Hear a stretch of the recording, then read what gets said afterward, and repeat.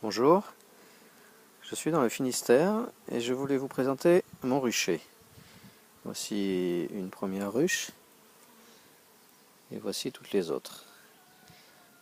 J'ai 7 ruches et sur ces 7 ruches, eh bien, il n'y en a plus qu'une qui est habitée. À l'entrée de l'hiver dernier, elles étaient bourrées à craquer. Aujourd'hui, il n'y a plus que celle-là qui n'est pas un très très gros essaim. Mais voilà, il y a du couvain, il y a une reine, donc il donne un petit peu d'espoir. Hein, voilà, nous allons voir les autres. Voilà, 6 ruches sur 7 vidées de leurs abeilles. Je ne suis pas le seul dans le Finistère à constater les ruches vides. C'est un peu une catastrophe.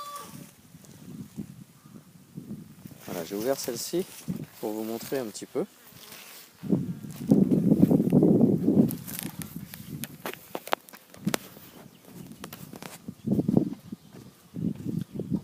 Voilà. Ici par exemple, vous avez un cadre. Un magnifique cadre, plein de miel. Voilà, des deux côtés. J'en ai un autre là si vous voulez. Ils sont tous comme ça de toute façon. Voilà. Tout ça c'est plein de miel. Ça veut dire qu'elles sont pas mortes de faim. Elles ont été empoisonnées.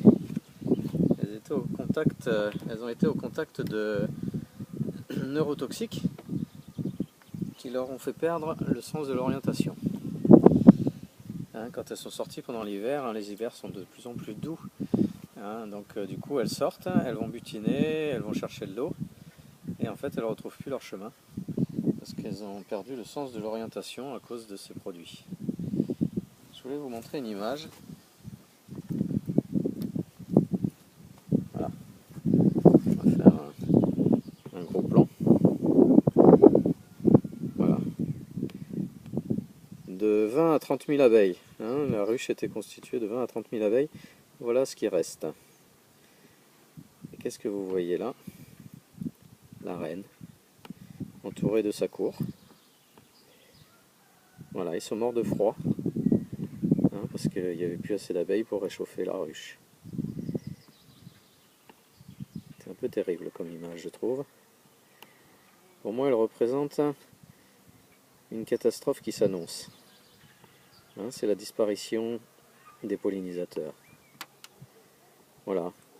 Donc nous, les apiculteurs, nous sommes en train de constater cela.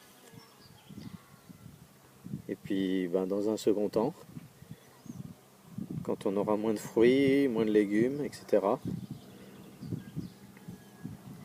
eh bien, d'autres gens constateront qu'il fallait faire quelque chose avant. Il faut interdire ça. Il faut interdire ces produits dans les champs. Tous ces pesticides, ces insecticides, ces herbicides, ces produits, quand on sait qu'ils sont la cause également de cancer, d'allergies, etc. C'est du bon sens tout ça. On n'a pas besoin de preuves pour tout ça. C'est juste du bon sens quand on arrose un produit, de produits chimiques. On n'a pas intérêt franchement de le consommer. Voilà, notre seule solution c'est l'agriculture biologique. Nous avons aujourd'hui un savoir-faire.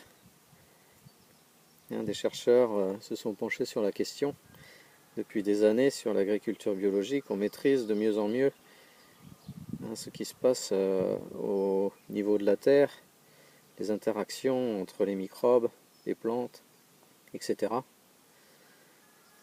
Et des rendements bien satisfaisants sont faits aujourd'hui en agriculture biologique. On n'a plus besoin de tous ces produits qui sont en train de nous tuer les abeilles, tuer les hommes. Voilà. Merci de votre attention.